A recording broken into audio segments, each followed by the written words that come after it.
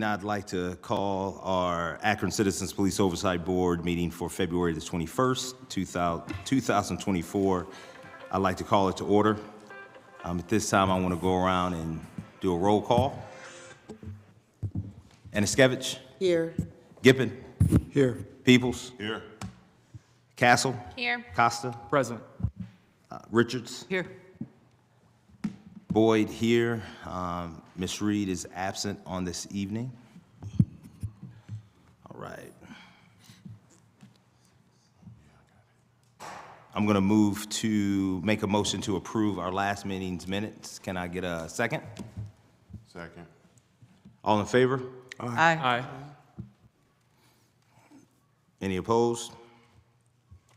I'm going to read our purpose statement of our oversight board. I'm sorry, I'm reading it off my phone. I forgot my copy, so please forgive me. The overarching mission of the Akron Citizens Oversight Board is to foster conditions and police practices that ensure the safety of all residents of the city of Akron. The Citizens Police Oversight Board is empowered by the new city charter provision to independently direct the police auditor whose office reviews investigations into complaints and misconducts involving officers. The board and auditor also review every standard investigation, whether by the Akron Police Department or outside agencies, into the use of deadly force by an officer. Our values, our decisions and actions are motivated by our love for Akron and our desire for all to feel safe in the community. We value unity in voice and action. We respect each other and those we serve. We seek to build relationships of trust, and we seek to always conduct ourselves with integrity. We listen to understand, lead and learn and lead. We strive to be inclusive of all stakeholders' voices. We value change at a system level. We hold ourselves accountable for our actions and deeds, and we hold our partners and those we serve to be accountable for their actions and deeds. And we want to practice and model civility. At this time, we're going to move into item number 4 on our agenda with our public comments. Ms. Aniskevich. Okay. Let's see what we have here. Where'd they go? Here, they're right there. Oh, there's more than this. Sarah Peckham? Who are the two other ones from those guys? Hello. I'm going to read my report that I made. I made a complaint to the police and the, I also sent it to the auditor. I will just make it as brief as possible. I have a copy of it here, though, in case you would like to have that on file. My partner and I were heading home on Wednesday 14th on Kenmore Boulevard. We were going eastbound, leaving the Rialto Theater. My partner was driving. We were the last in a line of cars heading eastbound. As we proceeded forward, a police cruiser heading westbound did a U-turn and turned their lights on to signal to pull us over. They pulled us over, and the Officer B walked up to my side, told us that his partner would be up in a moment to tell us why they had pulled us over. Officer A approached the driver's side window, keeping herself completely out of sight. My partner could not see her approaching in his mirrors as they had their spots on us. The officer told my partner that she had pulled us over because his license plate lights were out. They explained that they needed to be lit so that they could read our plates. She took his license, which was difficult for him to hand her because she was standing so far back. She headed back up after a little bit of time and let him know that his lights were not out, but dim, and he should think about getting them replaced. She handed back his license and did not give us anything else. It seemed clear to me that the officers who pulled us over had decided to do so before having a reason. This is not only uncalled for in a city where we're frequently hiring new police officers due to being understaffed, but also highly inappropriate. The officers did not hand us any paperwork, so we can only assume that they did not make a report. The only record of this incident likely recorded in a dispatcher's log. When filling out recent surveys for the police department, new police chief, or the temperature survey that they sent out last year, there are always questions about how police relations can be improved with the citizens they pledge to protect or how their image can be improved within the community. What happened on Kenmore Boulevard on Wednesday the 14th around 10:15 p.m. was not a good example of how to improve those public relations or their reputation. New Police Chief Harding even states in his message on the front page of the police website, "Community involvement is a cornerstone of effective policing, and we encourage you to explore the various programs and initiatives we have in place to foster positive relationships between law enforcement and the community. Your input and feedback are crucial to our success, and we welcome any suggestions or concerns you may have." I did receive an email notification from them today that my complaint had been received and will be investigated by a superior. Time. Thank you. Thank you, Ms. Peckham. I was going to ask if you did call the department and make a complaint, so I see that you did. So that was the right first step for you to do. So thank you. Edward Matchick?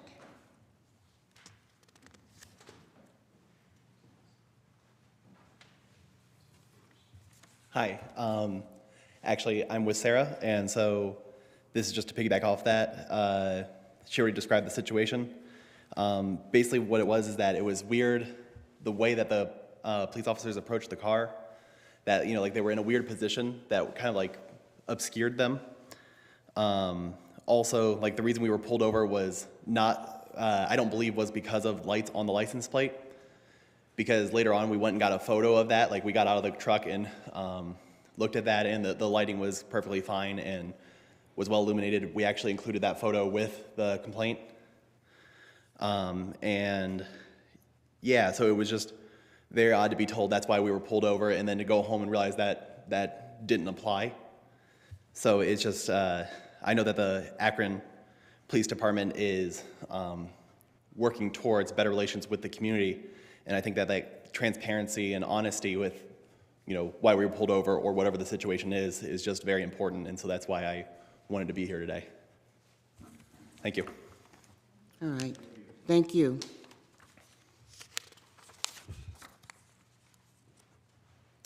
Steve Fechner? I'm sorry, did I pronounce that correctly? It's how you spell it, it's no big deal. Yeah, I'm Steve Feitner. I am 73 years old, retired, 38 years as a materials manager, many of which were for the federal government. And I'm just frustrated with what you guys are doing with your Citizens Police Oversight Board. I mean, it is just absurd, totally absurd. I mean, you know, Jalen Walker, no gun, and he's got the three main guys that killed him, got promotions out of it. This is absurd. The police are corrupt. Somebody has to do something about it, and hiring somebody that never investigates anything isn't going to resolve it. You need somebody who's willing to stand up to them. When is the last time a unionized officer has been docked for pay or fired? It doesn't happen. They're all perfect. Nobody does anything wrong. There's no other business is that way. They have a higher desire right now to kill unarmed black men. You know, next is going to be Jews, Hispanics, Asians. I mean, when are they going to stop? You can't just sit there and say, well, it's not me right now, because they get away with this, and it will be. You got individuals or companies that are literally given free passes by your police force.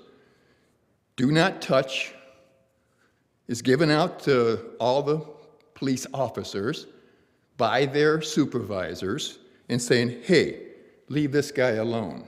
Human trafficking, leave this guy alone. Drug dealer, leave this guy alone. Prostitution, leave this guy alone. Money laundering. How can you run a police department when you have the upper management doing that kind of stuff? I mean, you probably have honest cops, but the honest cops can't say a word because who's in charge of them? Next is the prosecuting attorney. You got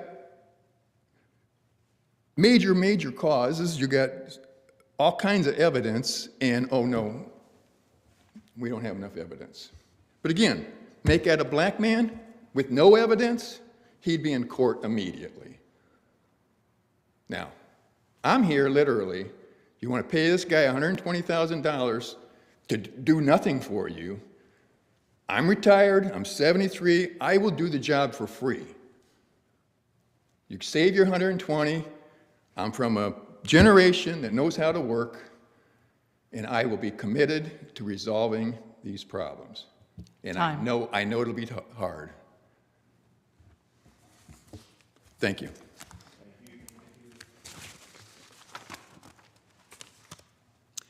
William Reynolds. Hi. I'm not going to really criticize you. I know this board is pretty new and you've run into resistance all along the way, so I do recognize that. I was quite disturbed to see the news segment on the prospective auditor. And I was at a previous meeting before you gave him an offer, and you know, I hope there's better options out there. However, number one, I think you guys owe the news station a thank you because the fact is you're hiring someone, you know, you can't always do a deep dive into them. So I, for one, appreciate the news station doing that. If you choose this gentleman, which he does have a lot of good qualities, it sounds like, I would certainly implore on you to have accountability for him. Honestly, you know, I believe in giving everyone a first chance. And sometimes before they actually get that chance, something comes against them. Well, maybe you have someone closely monitoring this person and regularly checking in on the investigations. And I'm not assuming you're not going to do this, it's just my 2 cents. And last, I will say, I attended a meeting at the Freedom Block this past weekend. Now, I'm not speaking for the Freedom Block, but I'm speaking for me. They stand up for a lot of the people who are lesser than, the poor, the needy, the elderly. They're not just standing up for African Americans, although that is a big part of what they do. So I say all this to encourage you guys to keep your eye on the prize, because Akron can be an example for the rest of the country of how to clean up the mess and corruption and stuff. And honestly, from my experience with the police, a lot of it is good customer service. If they were respectful of the people they interact with more so, wouldn't be an issue. Thank you. Thank you, Mr. Reynolds. That's it. We'd like to thank the community for coming out and allowing their voices to be heard. We really appreciate it in the public comment. Now we're going to move on to item number 5 on our agenda, which is our subcommittee report outs. We'll begin with item A, which is our governance, and Mr. Gippen. Thank you, Mr. Chairman. Mr. Chairman, as The board members, I hope, are aware, and I've also made sure that the media that generally covers us is aware.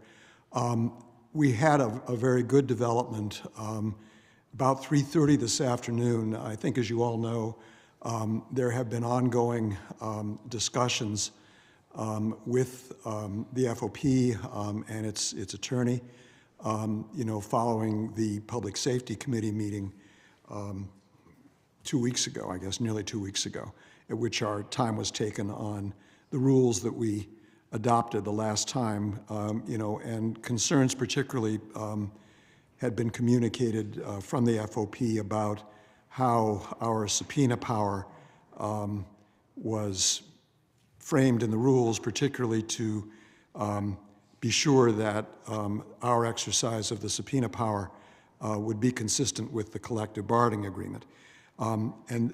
This process has been really going on since that time. Mostly it's been, conducted by Mr. Angeloni from the law department, although I think the law director herself, I think, may have been involved at one point.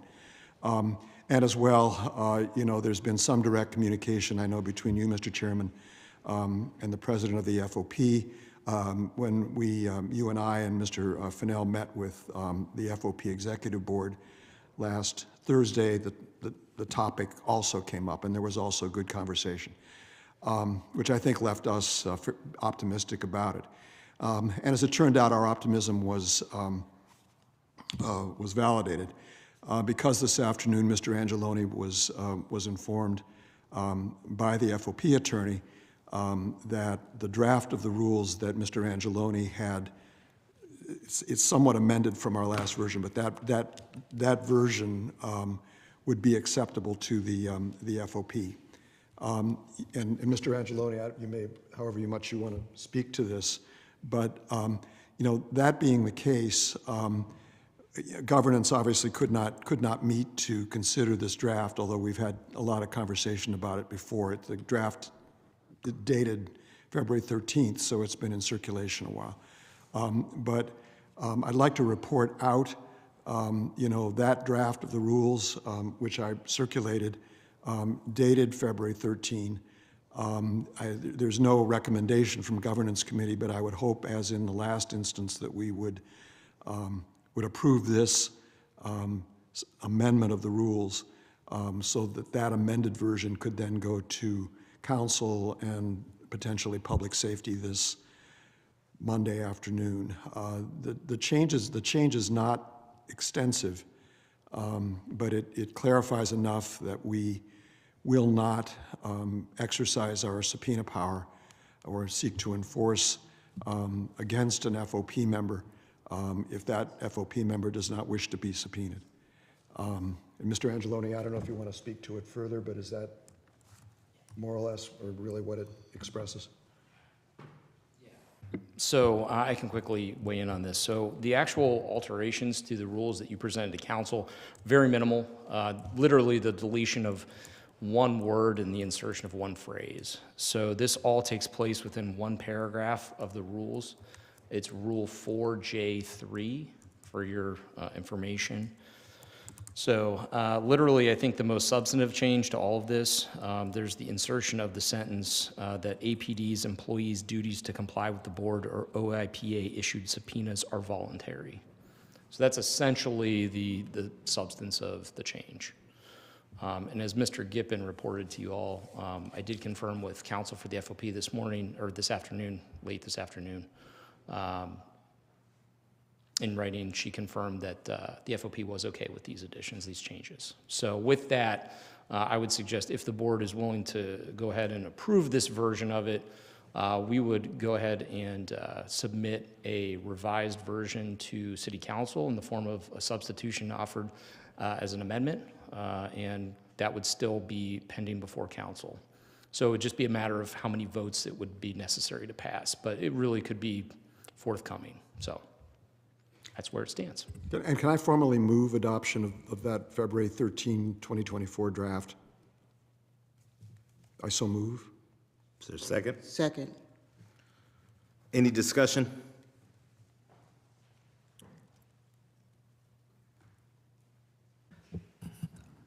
So it's been my understanding from the beginning that as we've researched other boards and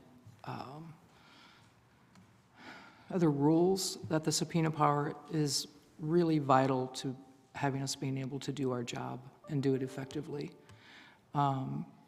So I guess I'm curious of how we got to this point that we are willing to say we give that up.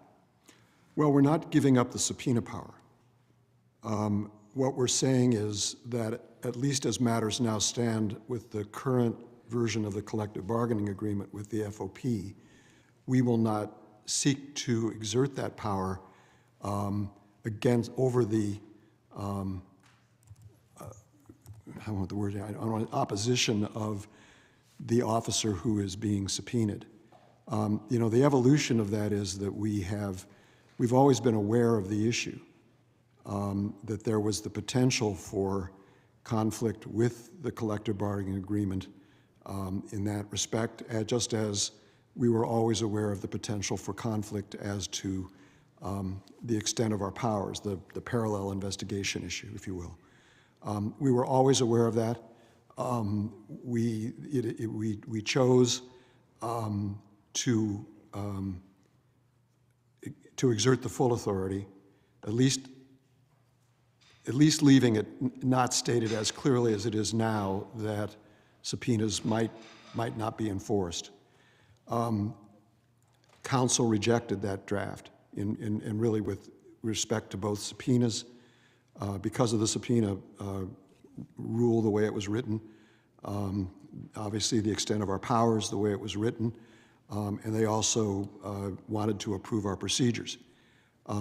So the reality is that if we simply insist that we will attempt to assert subpoena power over an FOP member who does not wish to be subpoenaed, I think we will find that the city administration legally will have difficulty supporting that position, and we know to a certainty that council will again reject our rules. That's effectively the choice, and that's how we got there. I have to say personally, I've always felt that the FOP's position about subpoenas was certainly stronger than its position about the extent of our authority. There are contra arguments, but I think on the whole that the better course of action is to accept the restriction for now, just as we are accepting the limitation on parallel investigative authority for now, with the hopes that those might be matters that would be altered, changed, negotiated in the coming collective bargaining agreement. So, you know, do I wish that our rules as we adopted them in July had been acceptable to the council? Yes, concerning subpoenas as much as the extent of our authority, but it wasn't. And I think as a practical matter, that this is something that we should accept for now.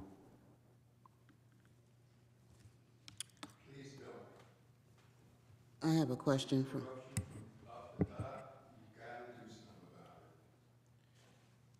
I have a question for Mr. Angeloni.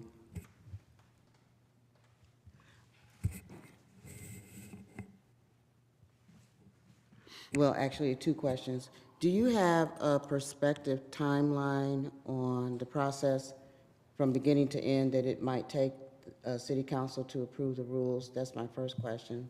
And my second question is, can we vote on our auditor while those rules are pending, while the approval of the rules are pending? So a couple of things. So one, I would suggest that to the extent that you're going to seek legal advice, that we would move into executive session to have that conversation as a privileged, confidential conversation with counsel for the city. So your second question, I would suggest that would be the subject of executive session. Okay. The first question, I would say that I'm only speculating. Mr. Gippen and I presented to the Safety Committee, I believe it was, last Monday, or the Monday prior to, not this past Monday, but the previous one. And we sought immediate passage of the rules as presented to council at that time. The committee chair indicated that they were not willing to do that, that they wanted time to consider that, and they wanted to confer directly with the FOP to understand what the FOP's position was. We now are in a position to know what the FOP's position is with these modified rules. My guess, which it was just a guess, is that they would probably, City Council would probably be willing to entertain this version of the rules. But I don't know, because I can't speak for City Council. Mr. Angeloni, would that mean then, in the best case, that it would come out of public safety this Monday with a favorable recommendation for action by the full council that evening? Yes. So if they were willing to issue a favorable report with suspension of the rules, it would require 9 votes to come out and be approved that evening. But yes, it's possible that it could pass as modified. Like I said, the mechanism for that is what we call a substitution offered as an amendment, but that would require 9 votes. Mr. Chairman, I'm recognizing the inconvenience to the audience. I'm going to suggest that that we entertain any other questions, and not all of them, maybe none of them further would require executive session, deal with those, and then go into executive session.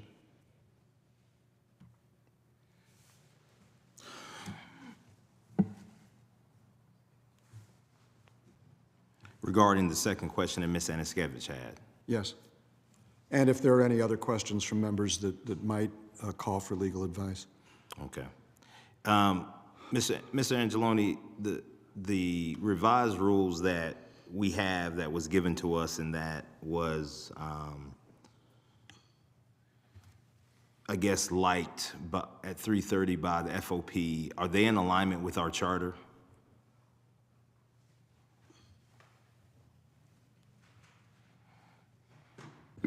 We're gonna skirt the boundaries of legal advice here, aren't we? Oh. So no,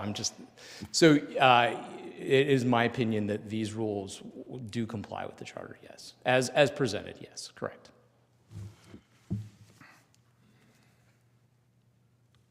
Any further discussion? Let me just say this without, I think this doesn't intrude on the executive session. What we already know is that there are potential issues if we, approve a contract for Mr. Finelli or for Mr. Fennell and then enter into it before our rules are approved by council. There is an issue, which is why it's going to take discussion with council. So just as a matter of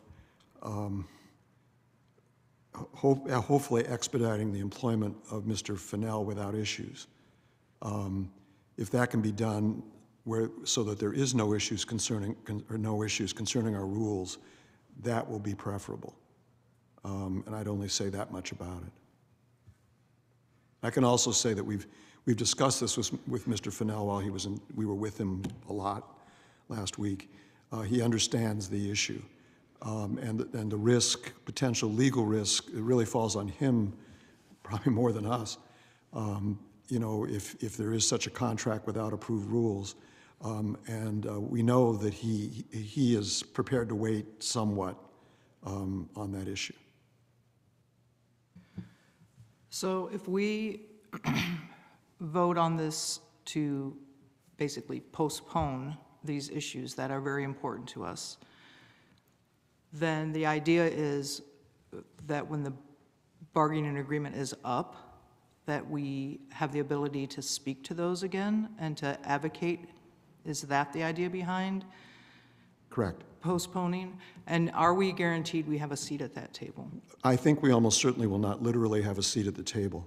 I think what we will have is the ability to communicate freely with the city administration negotiators and to, express our views, hopefully, and hopefully they would act as our advocates. I think we can have a good reason to be optimistic now that the administration will do that, but the terms of the agreement the city administration negotiates, we will not be doing that directly.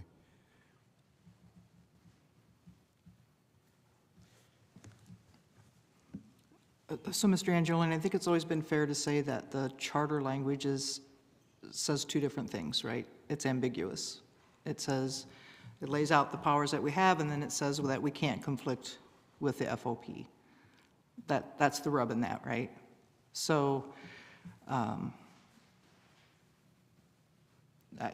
guess I just, so your answer to it's in line with the charter is that it's in line with part of the charter. It leaves out the other part of the charter that outlines our ability to act. So what I can tell you, standing here in an open meeting, is that I believe that the rules, as modified even, do not conflict with the charter provision. That's what I can relay to you. May I ask a question, Mr. Angeloni? I think, again, I don't think this is executive session, but is it equally true that the version of the rules that we approved, a couple of weeks ago, that likewise expressed a limitation on our subpoena power, those were likewise consistent with the charter? Yes. Okay. Yes. And my point is that the change that's been made, as Mr. Angeloni said, is very minor. Sometimes language means everything. But we've already approved rules that, and took them to council that limited our power. And the change that this version makes is not substantively different. We've already made that decision. We can always revisit it, of course, but we've already made the decision to accept the limitation on the subpoena power for now.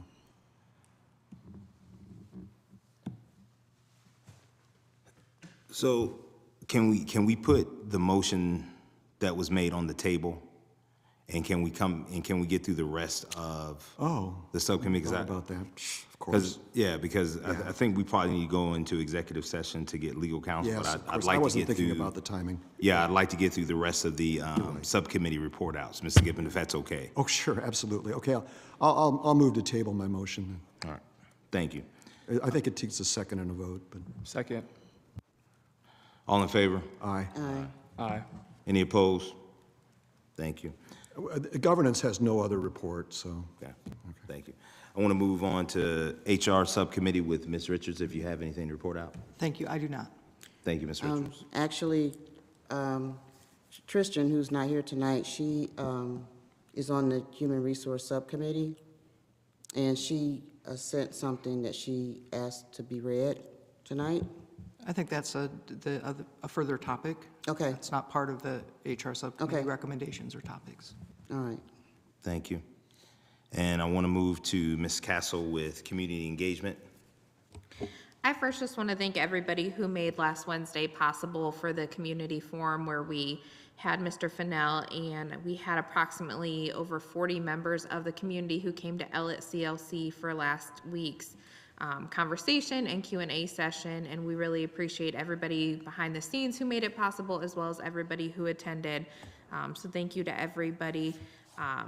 And also thank you to everybody. Mr. Fennell had a pretty packed 2-day visit here in Akron, so thank you to everybody who was involved with that process and those different meet and greets as we go through this process and navigate it. But at this time, that is the only report. Just thank you to everybody.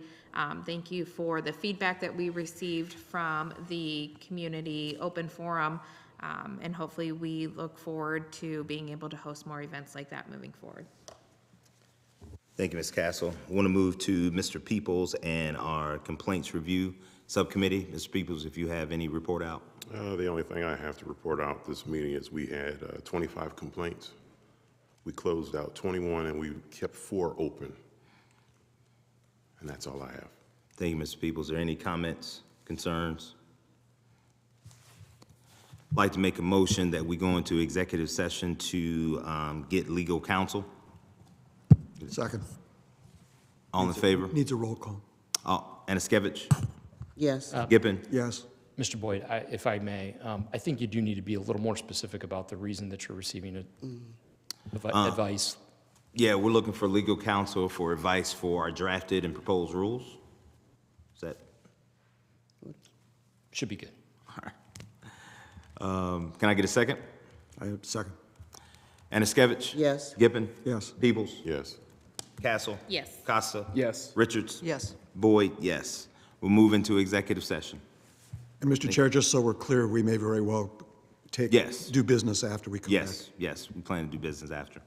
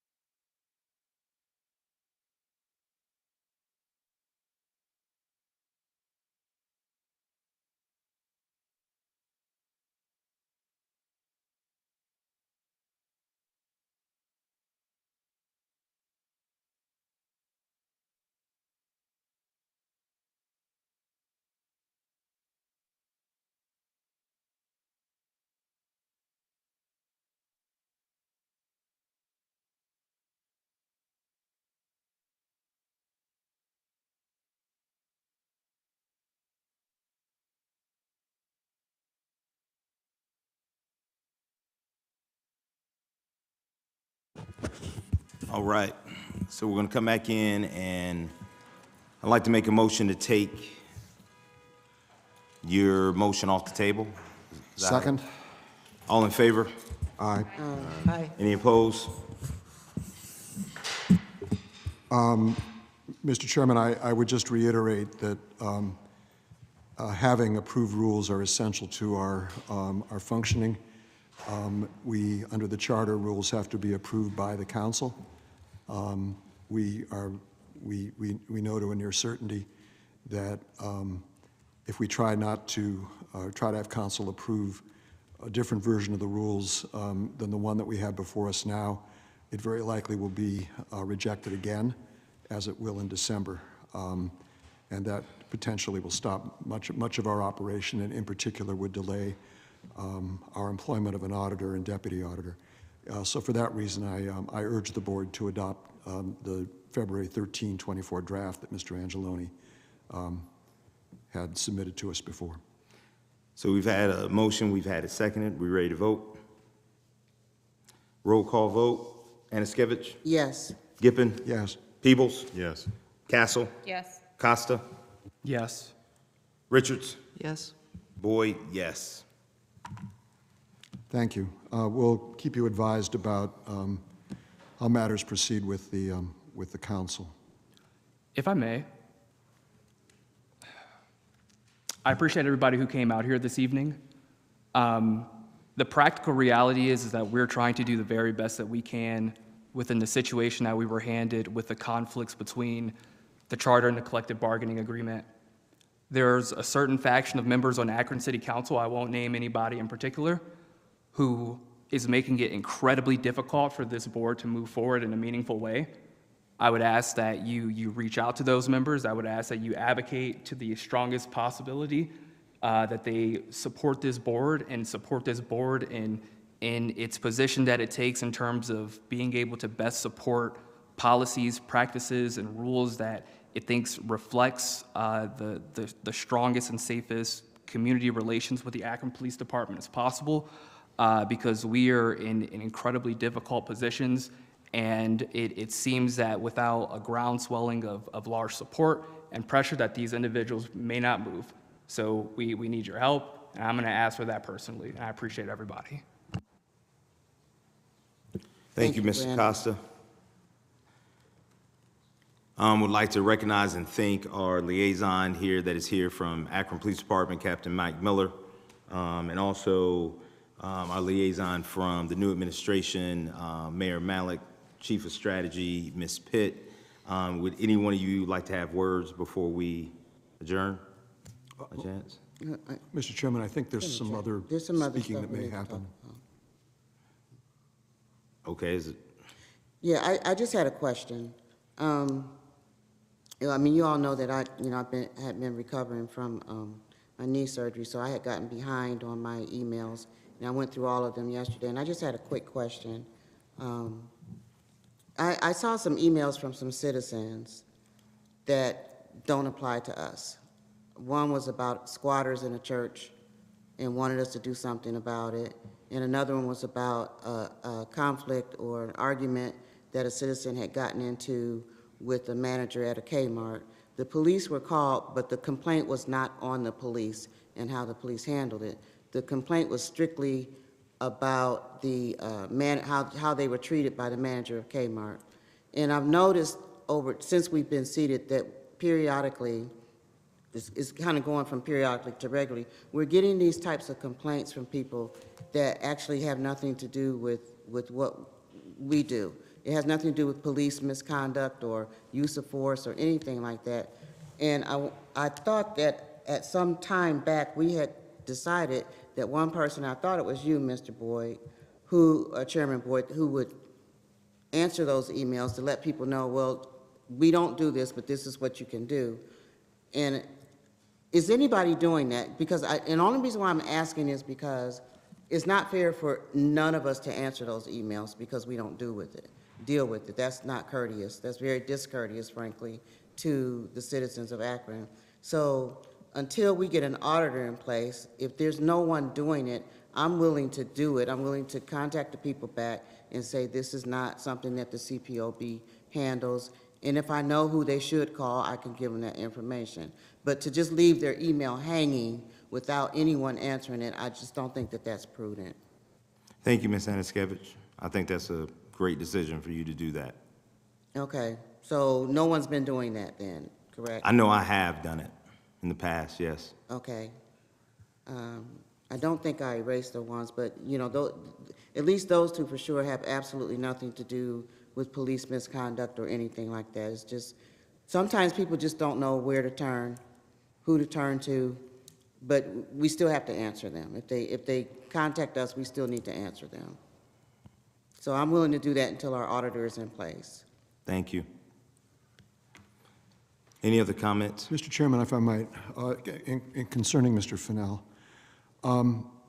let me say I very much appreciate the coverage that we have been getting from the media. It's been, I think, been a very, very positive thing for this board. And I think, as most of you know, my wife is a recovering journalist, as I describe it. So I've lived with it for decades, and very much respect and admire the media and all that it does. And we've really had, I think, exceptional coverage. And I want to say, also now, Channel 3 in Cleveland apparently has taken an interest, and have to welcome that. I do need to make some comments, though, concerning the piece that ran on Channel 3. I guess it ran yesterday. I don't know. I saw it this morning. I took away from the story, if I were just looking at it objectively, without knowing more, that this board had not done its due diligence with respect to Mr. Fennell, and that in particular, that we had acted without awareness of the allegations that were made concerning investigations in Seattle. I think, as the members of this board know, and the members of the public that have been, participating either here or on Zoom, literally since day one, we were aware of these allegations. We raised them with Mr. Fennell. We discussed them at length, and we came away satisfied that his conduct concerning those Seattle investigations certainly gave, to put it mildly, gave no reason for us not to proceed to hire him as the auditor. These things are complex. We know that they initiated with a coworker with whom he did not have good relations. The only coverage that it got in Seattle was in a suburban paper that does a certain amount of investigative journalism. It was not picked up anywhere else. No action was taken by the city authorities in Seattle. And it went fully a year with no action. And then the same suburban newspaper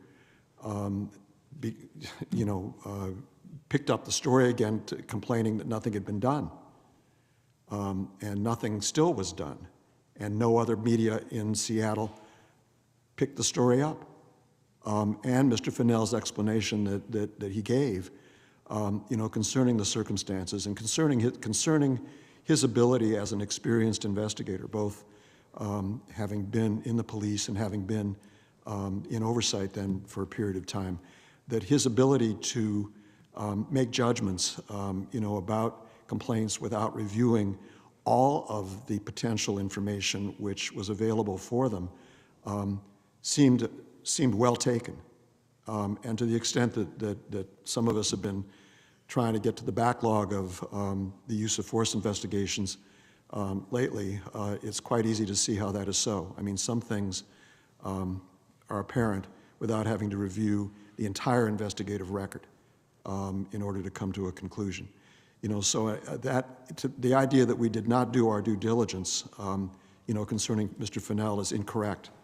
And I know Channel 3 has not been here and would not have known that, but that is the reality.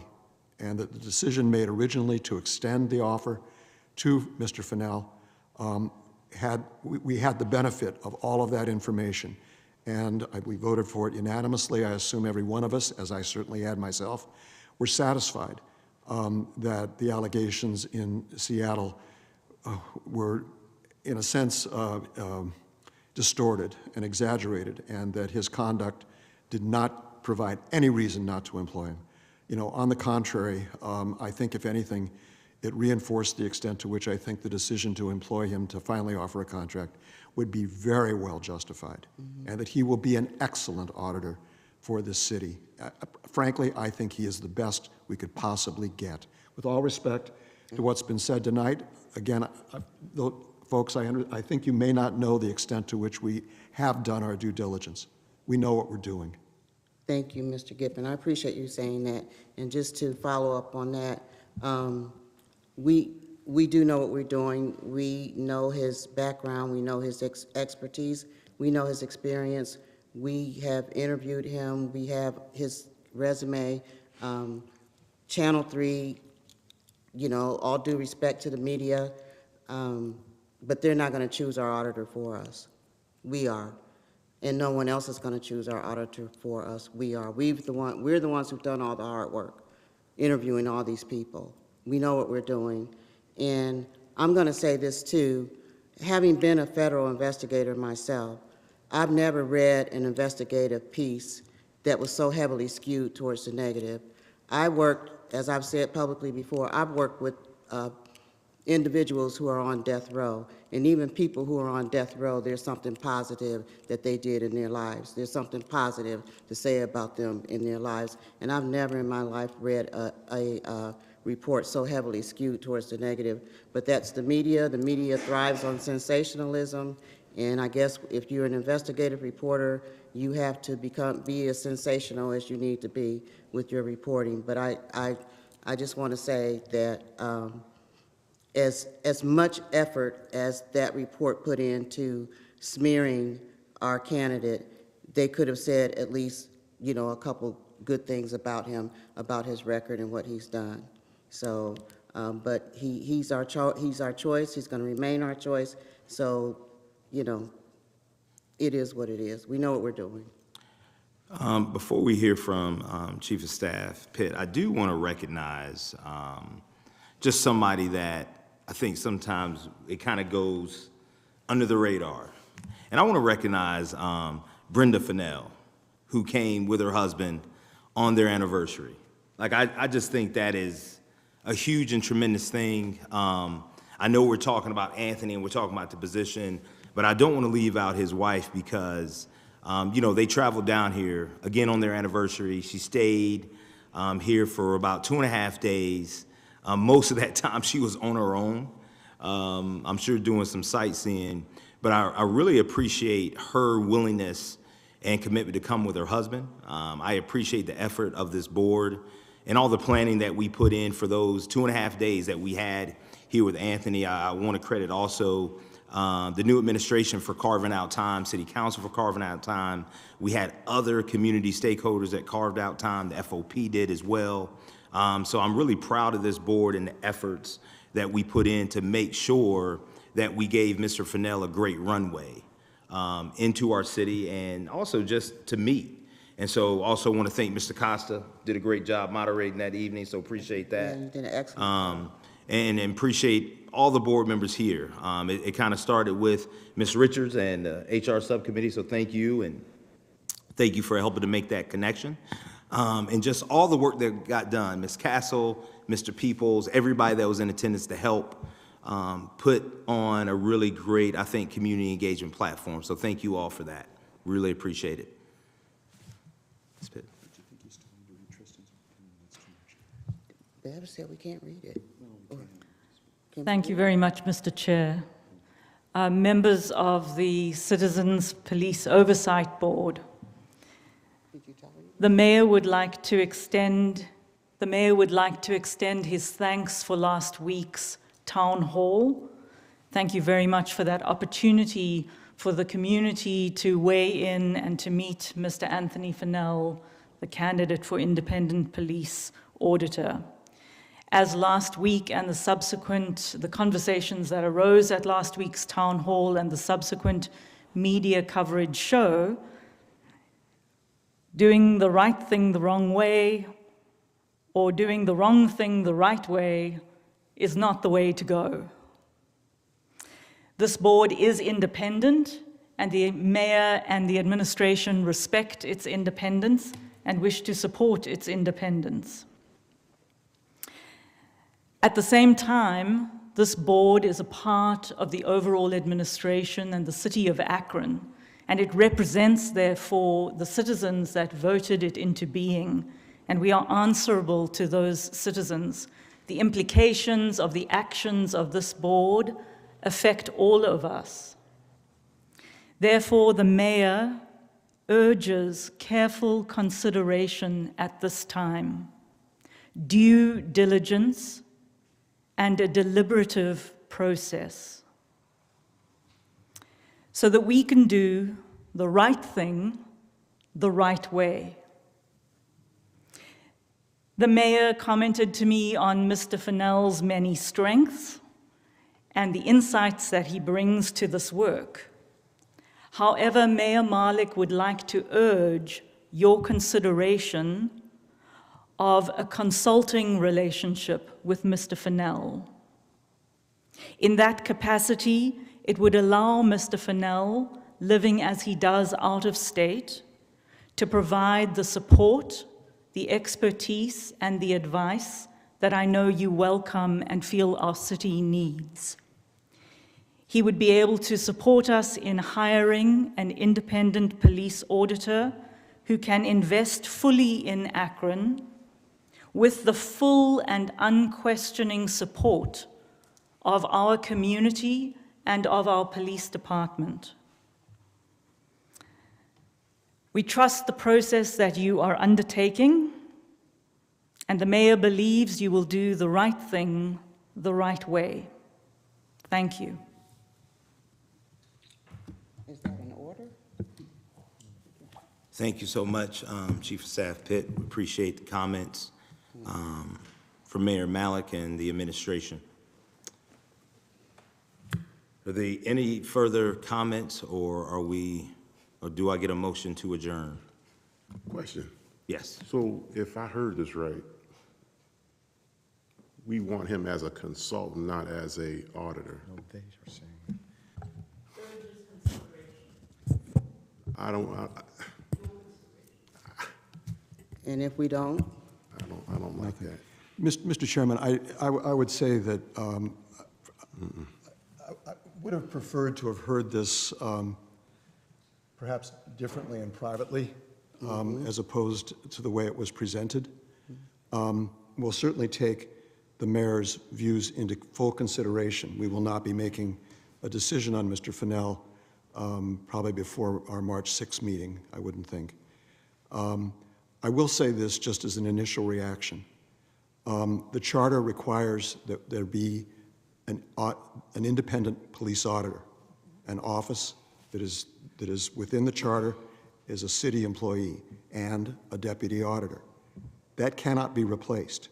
You know, if Mr. Fennell were willing, and we saw some use to it, to have him as a consultant and spending money that way in addition to salaries of an auditor and deputy auditor, we would nevertheless still have to get an auditor. And until we have an auditor in place, and really frankly a deputy auditor, much of what we want to do is continue to be on hold.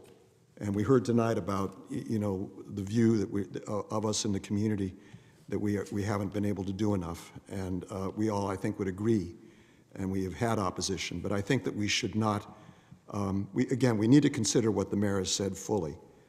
I would say I intend to, neutrally, and it may affect how I ultimately vote on this.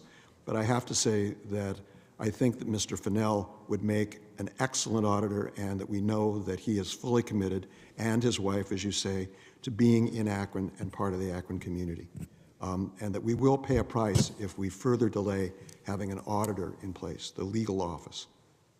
We're already paying a price. I mean, we already heard tonight someone get up and say we're not doing anything. We've been here a year in April, a year. And we have yet, as a board, to handle one complaint through an auditor, the way we're supposed to.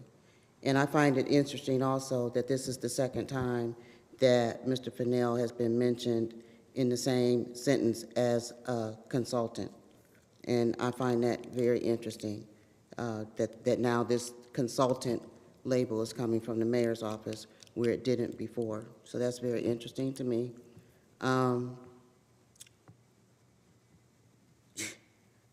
If we're an independent board, we need to be able to make our independent decisions.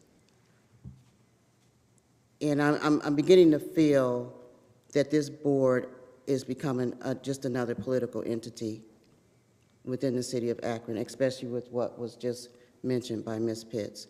So if we come up with a decision of something that we want to do, and then Ms. Pitts or anyone else from the mayor's office come in and say, well, we kind of would like for you to do it this way or that way. How are we supposed to feel about that? I feel strong-armed, and I feel that our independence is being taken from us. Our independent decisions are being stripped. We're being stripped of our independent decisions. Tell me I'm wrong.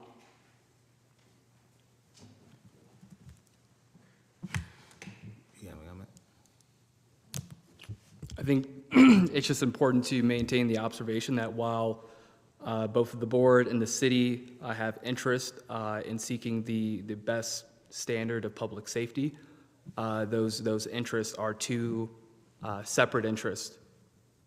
And while I believe there is a lot of alignment, there is a degree of independence that needs to be maintained. And so we, I think, continue to appreciate the city's support and insights, and we'll consider further. So since we are talking about this, the auditor, I do think it's prudent now to read Tristan's letter. Tristan Reed, our other board member, is not here, but this is the letter that she has written. She couldn't be here tonight for the board. Dear Citizens Police Oversight Board, I am writing to advocate on behalf of Anthony Fennell, who I believe to be the best candidate to serve as the City of Akron Police Auditor. Unfortunately, I am unable to attend the upcoming board meeting due to prior commitments. I understand that there have been concerns raised regarding Mr. Fennell's tenure as the auditor in Seattle, particularly in relation to his handling of complaints. It is important to acknowledge these concerns as they are valid and warrant attention. However, I urge the board to consider the broader context of Mr. Fennell's career and accomplishments. During his time in Seattle, Mr. Fennell faced an unprecedented challenge following a period of civil unrest, which resulted in an overwhelming number of complaints to review. The task of addressing over 1,800 complaints within a short time frame was undoubtedly daunting. And while mistakes were made, it is essential to recognize the immense pressure and unrealistic expectations placed upon him. No individual is immune to scrutiny, especially in a public role, and Mr. Fennell's experience in Seattle serves as a reminder of the importance of meaningful oversight. As we move forward, it is imperative that we establish a strategic plan for our board in auditing cases, provide access to necessary resources and information to best hold Mr. Fennell accountable to the same standard of excellence expected of our police force. Despite the challenges faced in Seattle, I firmly believe that Mr. Fennell is the best candidate for the position of police auditor in Akron. His exemplary career and dedication to serving the community speak volumes, and I am confident that he will deliver nothing less than excellent in this role, as our board will not give way to anything less. Thank you for considering my endorsement of Anthony Fennell for the position of City of Akron Police Auditor. I trust that the board will make the decision that is in the best interest of our community. Sincerely, Tristan S. Reed. Thank you so much, Mr. Anaskevich. Is there any further comments? If not, I'll make a motion to adjourn. I get a second? Second. All in favor? Aye. Aye. Any opposed? Have a good evening, everyone, and drive safely. God bless.